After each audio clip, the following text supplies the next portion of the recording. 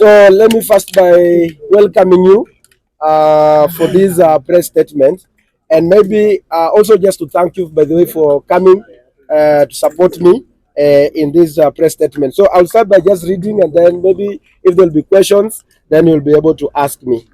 Now, declaration of intent to vie for presidency of the Republic of Kenya come 2027.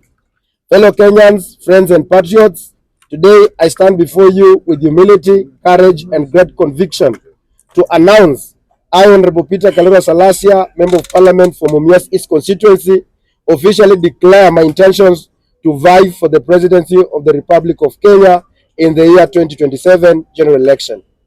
This moment is not about me, it is about you, the ordinary Kenyan, the civil servant whose payslip is shrinking under punitive taxes, the farmer struggling to afford fertilizer, the mother choosing between medicine and food, the young graduate sending CVs that never get answers, the Gen Z youth dreaming for a better, cleaner, fairer government. It is about Kenya, a country full of potential, yet held back by broken system, corruption, inequality, and disconnection between leaders and citizens. We cannot continue this way. It is time for a new generation of leadership, honesty, visionary, and bold. My agenda, the 5 pillars of the new Kenya: economic freedom. That one will include lowering taxes, growing incomes. The burden of the Kenyan worker is unbearable. We must ease it. As the president, I will review and reduce pay, NHIF, and NSSF reduction to protect your hard-earned salary. I will expand the tax base through job creation, not overtaxing the few who are employed. Our economic policy will shift from taxation to production and innovation. We must grow the cake before we slice it. No Kenyan should feel punished for working hard. Number 2, universal health care through people-centered SHA. The social health authority SHA must not be another burden. It must be a bridge to better healthcare. I will restructure SHA to align with the real medical needs of Kenyans, not bureaucratic interests. Every Kenyan will access affordable, dignified, and efficient healthcare, whether in Turkana, Kibra, or Mumias. We shall audit and clean up the NHIF legacy mess and guarantee the transparency in the healthcare funds. Health is not a luxury, it is a right. Number 3, ending corruption, sealing every leak in government. Corruption is theft from the poor. I will treat it as economic sabotage. Every procurement will go through a transparent, digital, trackable system. I will empower independent anti-corruption agencies, and no scared cows will be spared. Stable public money will be recovered. Those who loot must be held accountable publicly, swiftly, and justly. We cannot industrialize a corrupt country. We cannot feed a nation bleeding from graft. Number 4, education, jobs, and dignity for our youth. Education must prepare young people not just to pass exam, but to thrive in a modern economy. We will strengthen TVETs, invest in digital literacy, and equip schools with modern tools. I will implement a national youth employment guarantee program in agriculture, ICT, and public works. Internships and graduate trainee scheme will be mandatory across government departments and industry. No degree should gather dust. No young dream should die due to hopelessness. Number 5, a new deal for Gen Z governance through freedom and the rule of law. Gen Z is not just the future, they are now. I will form the first ever Gen Z Presidential Advisory Council to embed their voices in every national decision. Freedom of expression, digital rights, and civic space will be protected. Police brutality will end under my watch. The judiciary will be respected. Laws will be applied fairly, regardless of status, tribe, or region. Let Kenya be the place where every youth believes their country works for them, not against them. Fellow Kenyans, I will contest the 2027 election under a new political movement, one that reflects the dreams of a fair, inclusive, forward-looking Kenya. This movement's name, and leadership will be unveiled in due course, and it will not be built on the tribal alliance or money power, but on the people power. I invite all Kenyans, especially the youth, the workers, the farmers, the mothers, and the dreamers to work with me. Together, let us make 2027 the year of Kenya's rebirth. Let us turn frustration into hope, despair into opportunity, and anger into action. The time for true transformation is now. God bless Kenya. God bless you. God bless Kenya. Honorable Peter Kero Salasya, Member of Parliament, Mias East Constituency, 2027 presidential candidate. Thank you so much. Thank you. Thank you for that. And first of all the best for the new journey that you started. We'd like to know, you've never mentioned this, that maybe you wanna vie for presidential seat. Umekuwa ukisema kwa utarudi tu kama MP. But we want to know what pushed you to, of course umesha tusomea manifesto hapa. Kitu kikubwa kabisa kimefanya ukaamua now let me vie for 2027 presidential seat. First of all, because we are not seeing the issues that the Gen Z or the young generation, because first of all, you know that the future of a nation belongs to the young people. And the young people of this country, they are worried about their future, because they are worried about the 30 years from now, 40 years from now, because the systems are not working, and the people who are occupying the system, they are not of goodwill or not working with utmost good faith in order to ensure that, because you remember that in the Kibaki leadership, there was 2030 vision 2030. But we are not seeing the leadership that is looking hard there. But we are looking at people who are self-centered and looking at the people who want, because everybody is saying that Ruto must go. Then who should replace Ruto if it's not Peter Salasya? Because the Kenyans want, or the young people want, a leader who is transparent, who wants his honesty, and who is ready to abide by the rule of law. And that is why I've been looking at the people who want to replace him. And then I say that they are not working. Remember, Peter Salasya has been just some like a week or 2 weeks ago, I've been able to traverse the entire Western Kenya. We are now going for another tour of Nyamira, of Kisii, of Nyanza, coastal region, the northeastern, the eastern, and then the Mount Kenya, and then the Rift Valley. And because we've also seen that as much as we embrace from where we come from, the tribal, whatever, but the youth, the young people are not interested about the who come, because at the end of the day, when these people get the position, it is about them. It's not about the other people or the entire community. It's about the few cronies, the few friends. And that is what now the young people, in their, what they want is the fairness in their CVs, fairness in their whatever, in whatever they do. And this is what has really made me to come out and say that as a young person, because by 2027 I'll be turning 35 years old. So which means that I'll be in a threshold to hold a constitutional role of being the president of the Republic of Kenya. Remember the countries like Burkina Faso, people like Traore, they are young people. And you see that the darling of the Africans, because they want their country to be self-sustainable. And that is why you see people like in Obama, people who took when at the, because when I take the president at this early age, I know I still have like about, maybe by God's grace, I want to get to around 90 or 100 years by God's grace. So which means that I have to live with these people, and I have to maintain the legacy that will enable me to live good in happiness with these people. But these people, they're all a generation. They don't care. They think about few years remaining by God's grace. Okay, we are not praying for anyone, whatever. And that is what has really prompted me. And I'm a leader who is who knows how to balance leadership. There is time for fun, there is time for leadership, there is time to provide way, and all those things, and all those qualities I do have. I'm a graduate from the Egerton University, and I did Bachelor of Commerce, Banking and Finance, and I also worked as a banker.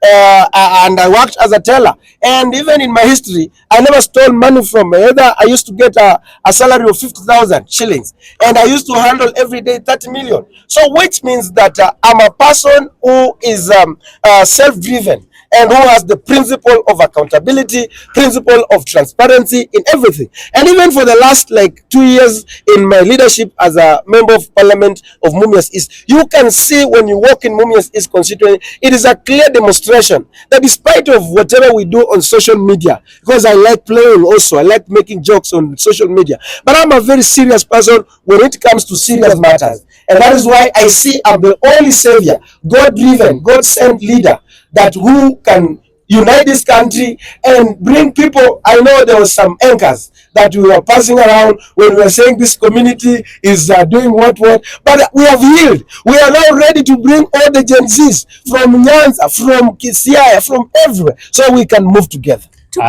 Maybe Honorable Salasya, thank you so much for telling us your intentions. We have had two issues in this country, independence of institutions. I think kuna venye institutions zingine ziko compromised. You have been in bunge.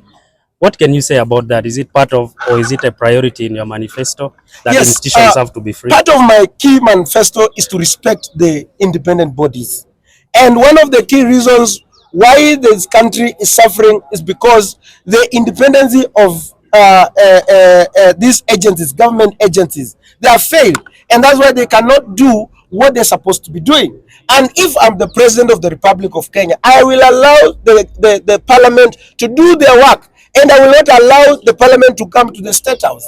I'll be like the king, will be just like, because I will not allow even the parliamentary grouping in the state house. It will be like a simple, the father of everybody, whether in the opposition, whether is in the government, supporting the government. We will all, they will be all my children. I'm just saying I'm not my children, but I'm just saying because of the virtue of being the president. And I will allow the judiciary to do their work, and it will make my work easy. If I allow judiciary to work, I allow the parliament to work, I allow the senate to work, I allow the public prosecution to work, I allow all the DCI to do their work, I allow everything to do, I will be enjoying my leadership when I sleep, because I know every institution is doing what they're supposed to be doing.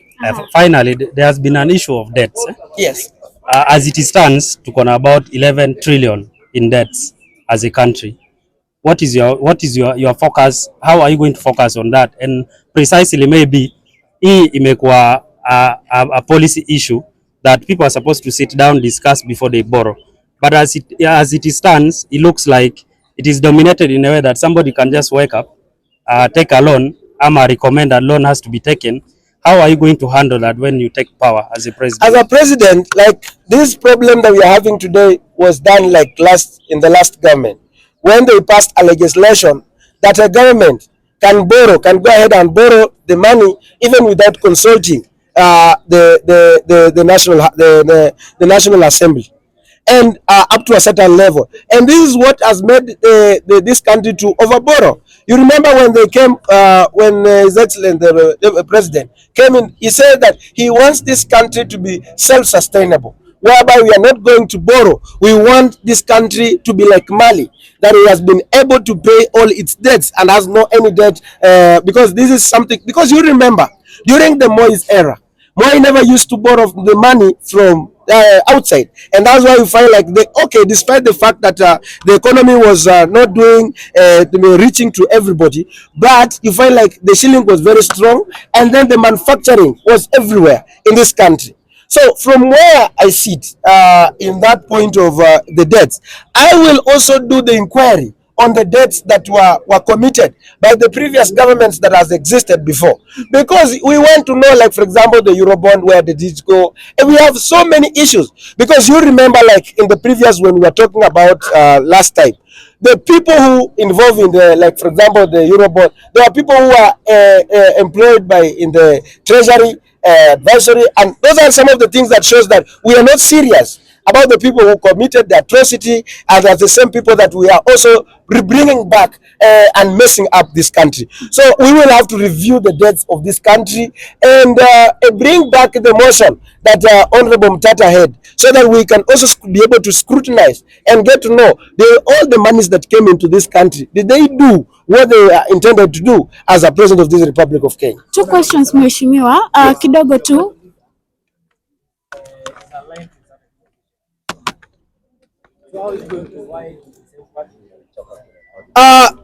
First of all, this movement is not about any other person. It's about the Kenyans. However, it's about the Kenyans. So if they will say that they will give me that political party to vie on it, I will not accept. I will not refuse.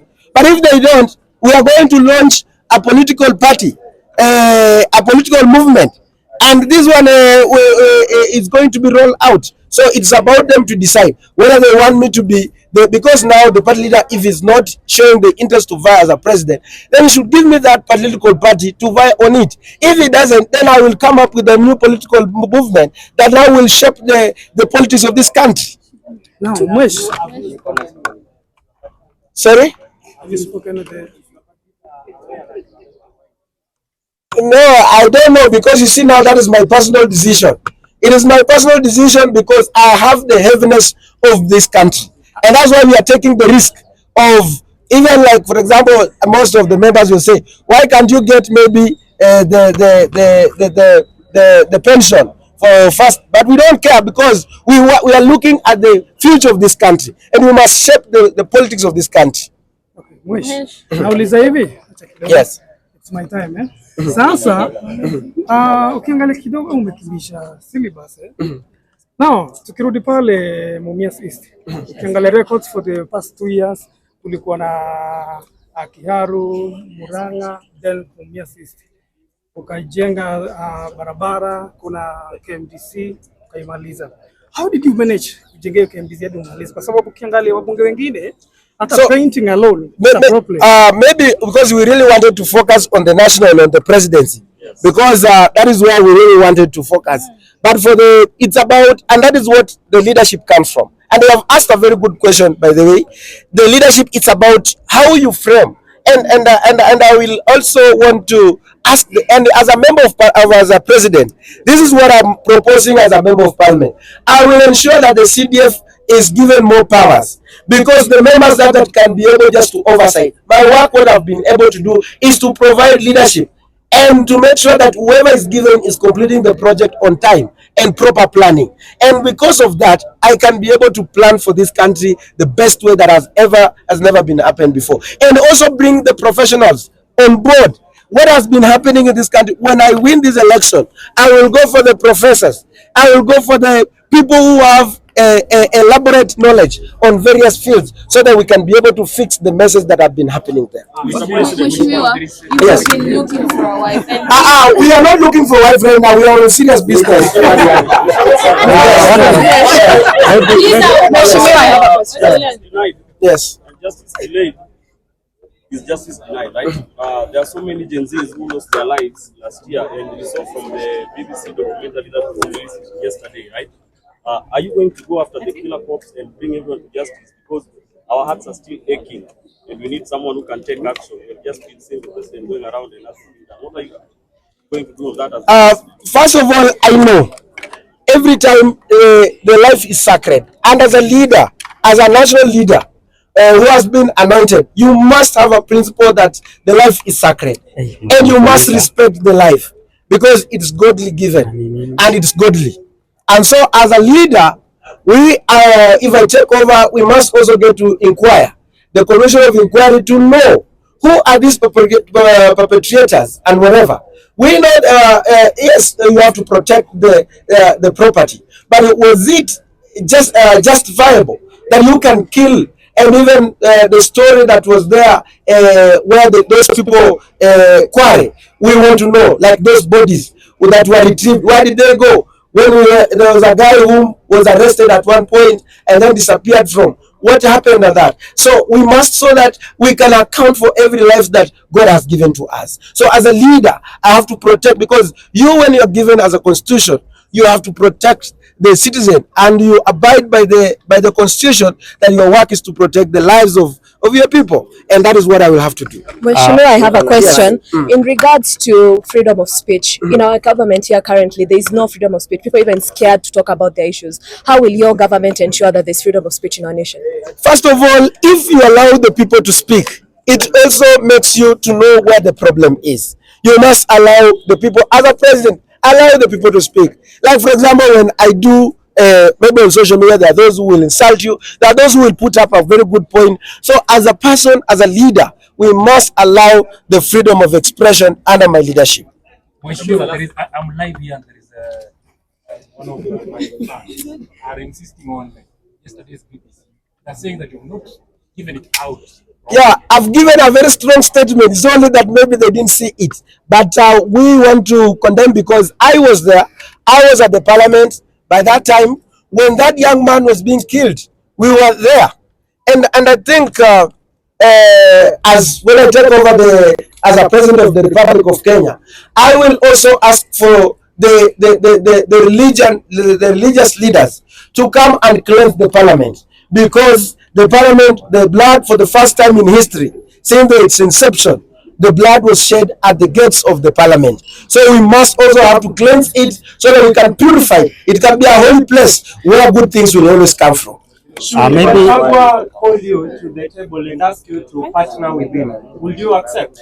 First of all, I cannot refuse, but the thing, I don't want to be like Kina Murara. I don't want the people to be called and be like Murara. I'm a principled man. And that is how you want to be the member of parliament of Mumias East constituency. I don't believe in money thing. Yes, money is important, but I believe in the spirit of consistency. I believe in the spirit of determination. And if they will say that, Peter Salasya, you are a good man, we have seen what you have done, we want to support you to be the president of the Republic of Kenya, then let them support me. And I will deliver in the morning by saa 12, I'll be the president of the Republic of Kenya, and I'll be able, within 90 days of my leadership, people will be, Kenya will be the happiest people. By the way, Kenya will be the happiest, because every system will be running. Yes. Yes. How are you going to curb the corruption? I think that is a very important, because you see there was that Maraga report that was done before, was tabled, but because of many reasons it has not been picked, it has not started it off, because they believe, and we must get to know what makes the police in this country to be corrupt. Look at the United States of America. The police have been given the mandate even to vote and even to endorse the leadership. So we must also allow the police people also to contribute in the leadership, because during Moi we used to process everything, and that is where we are going to start from. With the rest of all the factories collapsing, the Western factories, any factories that invest, like most all of them, they are like, let me say, like Matemba is not in working. And after there is the privatization of the Nzoia sugar. What can you do about it? Those are the issues, because like for my case in Mumias, I always believe in the best interest of the people, and there are those who are also interested in politics of the day. So for the issue of Nzoia, maybe that one I will address it one day as a leader and not as a politician. So I will also, even like the Webuye, we will ask for the inquiry and get to know what is happening. We will go for the justice. With regards to education, yes, we have two African countries that have given free education. What do you see for us when you become president? When I become the president of the Republic of Kenya, when it comes to education, education will be free for everybody. And we have ways, once we have the revenues enough, like we are going to do the manufacturing, we are going to extend the income, job creation and everything. So then definitely we will have enough resources to invest much. We will not have this issue of universities being under the threat, under the threat of being put under liquidation. Yes. Last message for Gen Z. Yes. Burning question. Yes. It's about industrialization in Yes. Kenya. Yes. Which has been taken by the Chinas and the Indian companies. You have mining sectors. You have in Savo, there's mining. Then there's no follow-up. The issue of mining is taking us back. I think the mining can help us to achieve everything we want. I think that is the area that as the president of the Republic of Kenya I'm going to address. Number one, we have like, for example, the issue of clinker in this country, where we are having in Kajiado and is in Baringo or West Pokot. We must get the value, because when we introduce the clinker, and it's in Ukambani, a lot of it, but because it's benefiting a few individuals in this country, So as a president, we could have, because we used to import the clinker, which is the main component of cement production in this country. But you find like after even coming up with our own clinker, the prices of cement still went back up to around 900 right now, when it used to be 750 when we used to import the clinker. So as a president, I'll have to address it so that this cement has to go back to 500 or 400, and it's possible. We have what you call the ore in Bere, and the ore in Bere, which means that we can be able to produce our own steel, and nothing is happening there. We have so much diatomite in Tavo, the way you have just said, where we can be able to produce things in our country, and those are the things we're going to work on it. Thank you so much. Thank you so much. Asante.